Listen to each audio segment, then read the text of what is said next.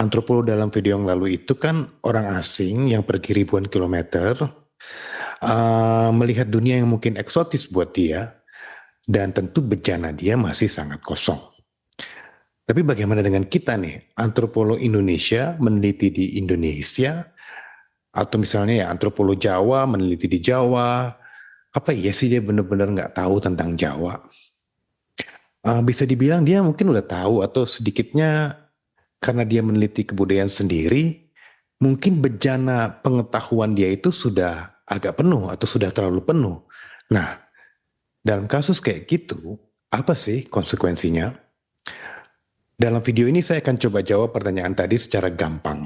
Dan tentu saja dalam waktu kurang dari 10 menit. Saya Iwan Pirus dan mari kita simak pembahasannya. Skenario umum dalam penelitian antropologi biasanya dimulai dari menyusun desain risetnya di rumah. Sang antropolog mulai membayangkan tentang latar belakang dari topik yang mau diteliti.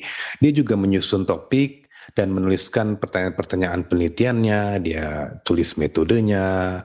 Kalau masih mahasiswa ya mungkin dia konsultasi dengan dosen pembimbing di kampus. Nah, dalam tahap ini sebetulnya si antropolog itu sedang mengisi bejana pengetahuannya dengan konsep, dengan metode, atau juga dengan teori.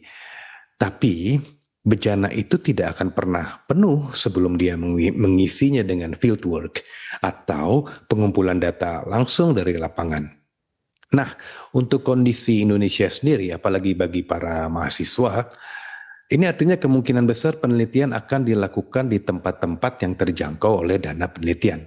Misalnya ya orang Jakarta Selatan meneliti di Jakarta Utara, atau mahasiswa antropologi di Manado mungkin dia meneliti di Palu, atau ya yang ekstrimnya teliti aja pasar yang ada di belakang rumah. Praktis kan, dan hal ini bukan tanpa alasan.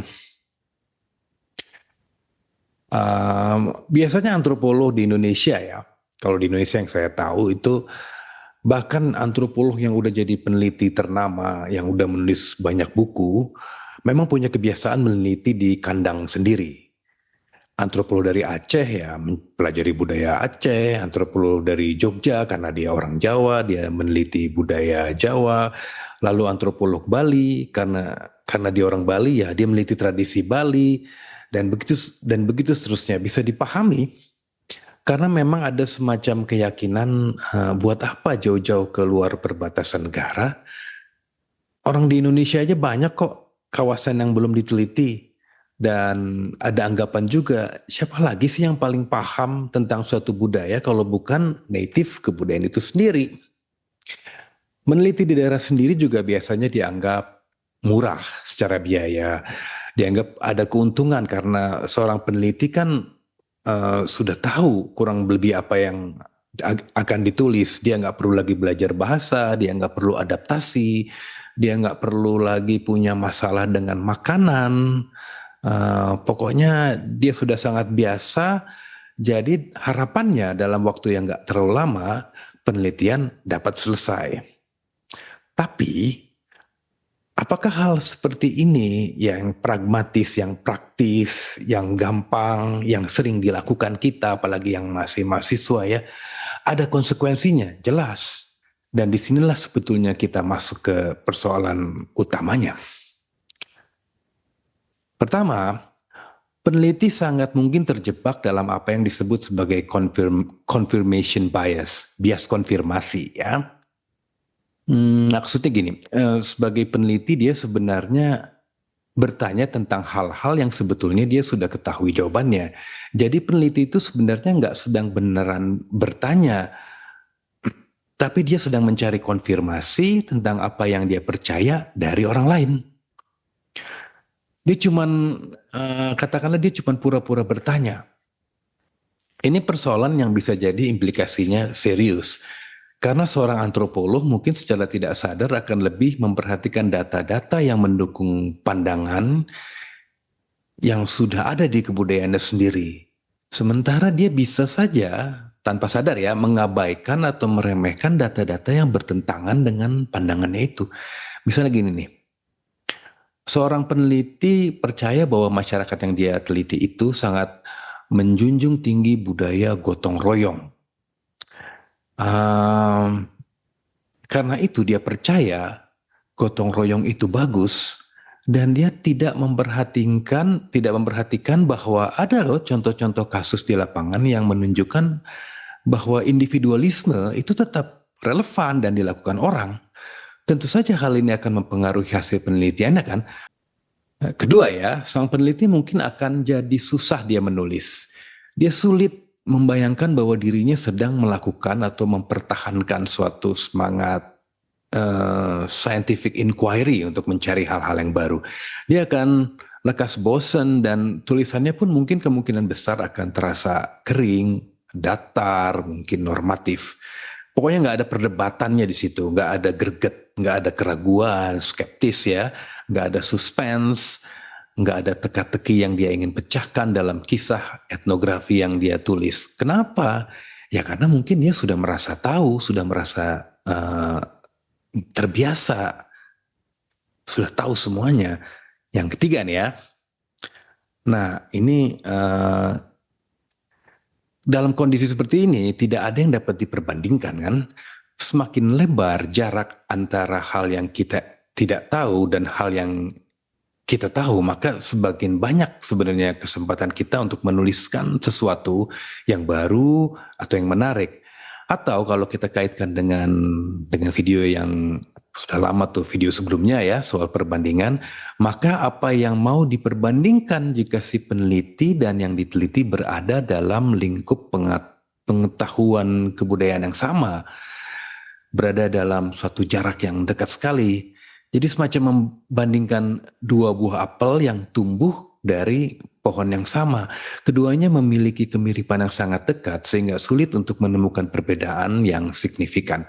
Begitu pula dengan penelitian yang dilakukan dalam lingkup kebudayaan yang sama ya. Yang keempat ini soal objektivitas. Jadi bagaimana objektivitas bisa dicapai? Kita kan belajar bahwa antropologi itu bagian dari ilmu pengetahuan ilmiah karena ada risetnya, ada konsepnya, ada pengambilan data secara sistematis, ada pelaporan risetnya. Dalam laporan riset penelitian itu udah pasti ada analisis, ada argumen. Maksudnya dalam suatu momen penelitian, jarak itu tetap perlu supaya peneliti dapat berpikir dengan objektif. Tapi di sisi lain, peneliti kan tidak bisa lari dari kebudayaannya sendiri. Dia mau objektif, tapi dia ada dalam satu kondisi yang dia nggak bisa kabur untuk objektif. Dia kan nggak bisa dengan mudah mundur ya, dan melihat kebudayaannya dari luar. Dia mungkin saja tetap menulis, dan dia pura-pura jadi objektif. Padahal subjektivitas dia itu sedang menghambat objektivitasnya. Tapi jangan salah tangkap ya. Bukan berarti penelitian Anda itu gagal loh.